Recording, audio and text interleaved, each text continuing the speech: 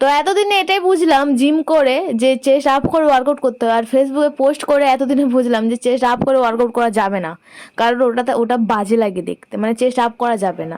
মানে কি বলতে চাইছো, চেস্ট আপ করে ওয়ার্কআউট করবো না?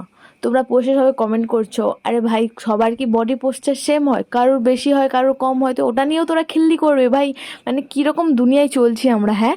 মানে একটা মানুষের বডি পার্ট নিয়েও এরা বলতে ছাড়ে না, অথচ মানে সেই মায়ের পেট থেকে ওরা জন্ম, হ্যাঁ? ওদেরকেই আবার একটা অন্য মেয়েকেই ওরা উল্টোপাল্টা কথা বলে, অথচ ওই 6 মাস মায়ের দুধ না খেলে ওরা মরে যেত। তো ছাড় এসব ফালতু কথা, ওরা তো কুত্তার মতো ঘেউ, সরি কুত্তাকে বলে, আমি কুকুরকে খুব ভালোবাসি, ওদেরকে ইনসাল্ট করতে চাই না, ওসব অমানুষদের জন্য। তো আমি দেখতেই পাচ্ছ আজকে আমার ব্যাক ডে নয়, মিক্স গ্রিপ, বললাম না এই কদিন ধরে আমি মিক্স গ্রিপ ওয়ার্কআউট করছি, 1 মাস মিনিমাম করবো, আর আগের উইকটাই মনে হয় লাস্ট।